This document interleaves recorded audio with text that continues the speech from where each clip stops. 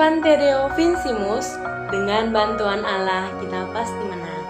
Salve saudara-saudari terkasih di dalam Kristus. Selamat pagi saudara-saudari, selamat hari Minggu. Bagaimana kabarnya? Saya harap kita semua dalam perlindungan Tuhan. Pada minggu biasa ke-26, bacaan Injil kita dari Lukas 16 ayat 19 sampai 31 menghadirkan kisah yang sangat menggugah hati, di mana ada seorang kaya yang setiap harinya hidup berkemewahan dan seorang Lazarus, seorang miskin yang terbaring penuh luka di depan pintu rumahnya. Mereka hidup berdampingan namun dipisahkan oleh ketidakpedulian. Si kaya tidak berbuat jahat secara langsung, tetapi tidak juga melakukan sesuatu yang menolong Lazarus. Dan setelah mereka berdua meninggal, keadaan menjadi terbalik. Lazarus mendapat penghiburan berada di pangkuan Abraham, sedangkan si kaya itu merasakan penderitaan di alam maut. Saudara-saudari terkasih, kisah ini mengingatkan kita pada dua hal penting.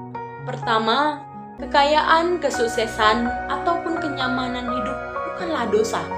Yang menjadi persoalan kita di sini adalah ketika hati kita tertutup, kita tidak peka, dan kita tidak mau berbagi.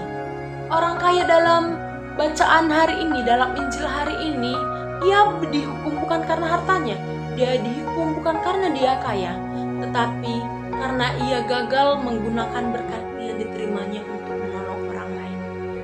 Nah, yang kedua, kesempatan untuk berbuat baik hanya ada selama kita hidup di dunia ini. Setelah kematian, tidak ada lagi kesempatan kita untuk menebus kelalaian kita. Dalam kehidupan kita sebagai mahasiswa, kisah ini sangat relevan. Di tengah kesibukan kuliah, tugas, organisasi, bahkan impian masa depan, kita bisa menjadi orang kaya, sibuk dengan meja makan kita sendiri, sibuk dengan target, sibuk dengan kenyamanan pribadi, sampai kita lupa menoleh pada Lazarus yang Tuhan hadirkan di sekitar kita. Nah, sekarang siapakah Lazarus itu bagi kita?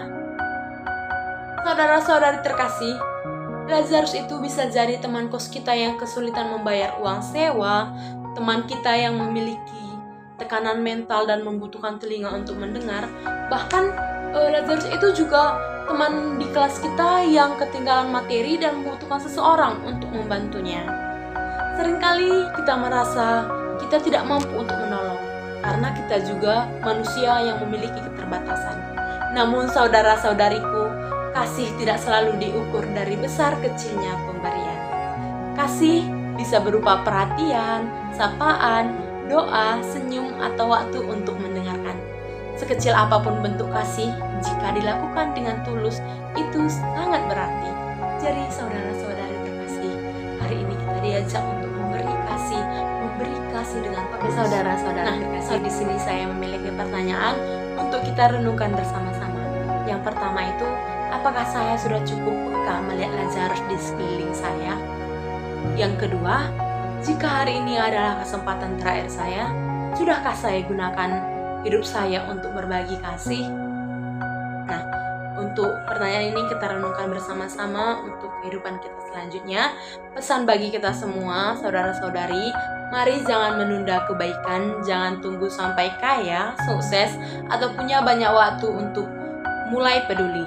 Setiap hari adalah kesempatan. Hidup ini adalah karunia, dan setiap perjumpaan dengan sesama adalah panggilan untuk mewartakan kasih Allah. Semoga melalui bacaan Injil hari ini, kita semakin berani membuka mata dan hati, melihat Lazarus di sekitar kita, dan menjadi perpanjang tangan kasih Tuhan bagi sesama kita.